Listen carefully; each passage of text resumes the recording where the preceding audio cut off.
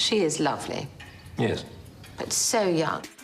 Season 4 of The Crown has been the most controversial yet, with creator Peter Morgan admitting that some of the stories depicted stray away from the truth. The past 3 seasons have stayed quite true to history, so let's have a look at what they depicted honestly and where they skewed away from the facts this time around. This season depicts Prince Charles finding Diana dressed as a shrub from a school production of Shakespeare's A Midsummer Night's Dream. It's a complete disaster. As cute as this was, the truth is they were actually introduced at a party at Althorpe Estate by Diana's older sister Sarah. They then met again at a house in Sussex, and after that, they began dating, leading to their engagement in 1981. In The Crown, they show Diana choosing her engagement ring from a selection of many beautiful pieces. This one's lovely. This is quite accurate. Diana did choose the gorgeous diamonds and sapphires that made her legendary ring. However, the location wasn't so accurate. The show had Diana picking out her ring at Burghley House, when really, she made the decision at Windsor Castle. In real life, the engagement ring was given to her son, Prince Harry, after the princess tragically passed away. He then passed it on to his brother, Prince William, to propose to Kate Middleton with. The Queen has some of the top security in the world, so it comes as quite the shock to see a strange man breaking into the Queen's bedroom during the 5th episode.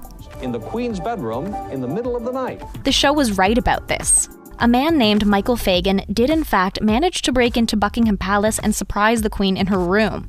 Fagan had actually managed to make his way past the high security and into the palace twice, on the second occasion making it all the way to the Queen. What The Crown got wrong was the 10-minute conversation they depicted between the two. What? Your toothbrush. In reality, the Queen was understandably shocked and scurried out of her room to find help. This did actually happen, and as mentioned before, Sarah is the one who introduced Diana to Prince Charles. The two dated in 1977 when Sarah was 22 and the prince was 28. It wasn't quite the best match though, as Lady Sarah said that while she enjoyed dating the prince, she never imagined marrying him. Ouch. This season portrays Prince Charles receiving a harsh letter from his great-uncle, Lord Louis Mountbatten.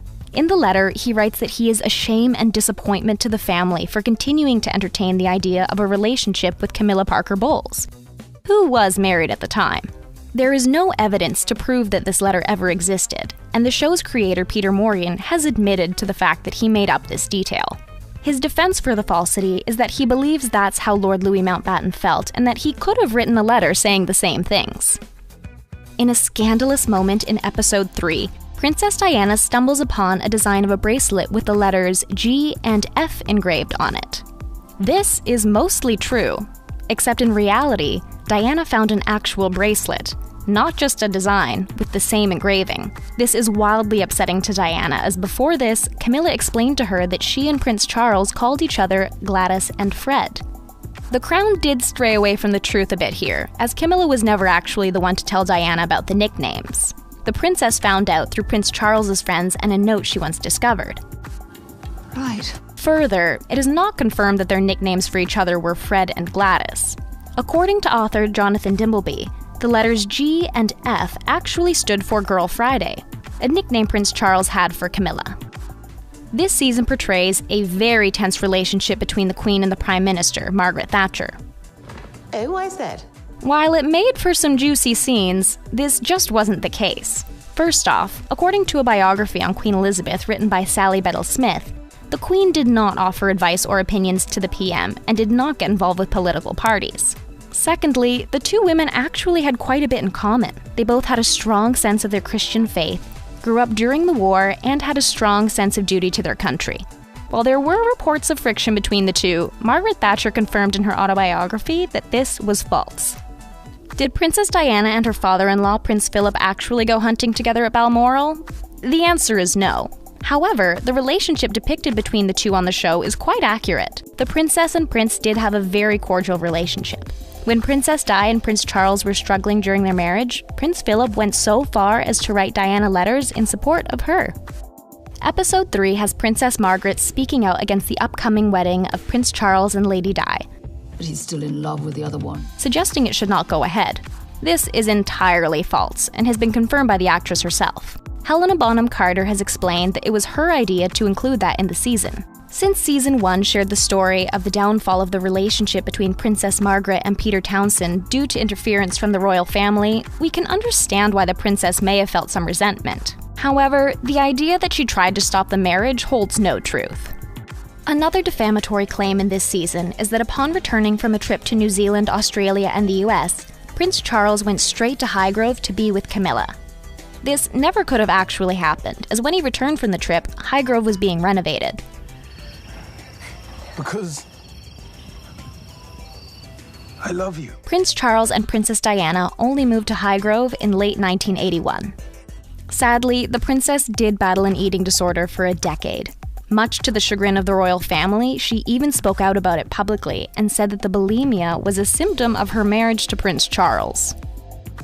Episode 9 depicts a wild scene in which Princess Di slips away from Prince Charles while attending a show at the Royal Opera House and shortly after appears on stage in a silk negligee dancing to Billy Joel's hit Uptown Girl.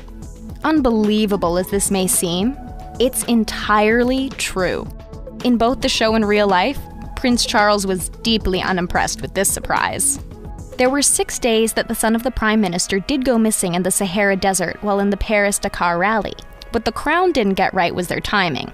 The show has her son, Mark Thatcher, going missing around the same time as the Falklands War. The war began in April 1982, whereas Mark went missing in January 1982. Another dramatic moment this season had Prince Charles being caught in an avalanche and losing his dear friend, Major Hugh Lindsay, as a result. Tragically, this was a real event. The Prince of Wales is safe. Prince Charles was saved from the avalanche by helicopter, but it was still a very close call.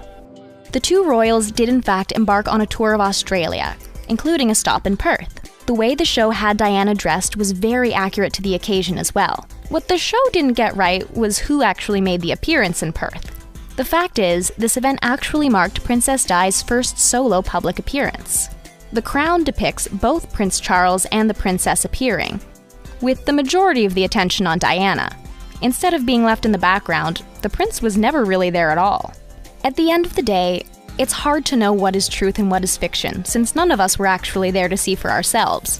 What we do know for sure is that the Queen's Communications Secretary has said that the royal household has never agreed to vet or approve content, has not asked to know what topics will be included, and would never express a view as to the program's accuracy.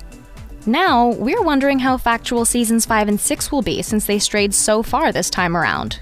Do you prefer the historical facts or the story Netflix is sharing? Let us know in the comments below. Don't forget to hit that subscribe button and give us a like if you enjoyed this video.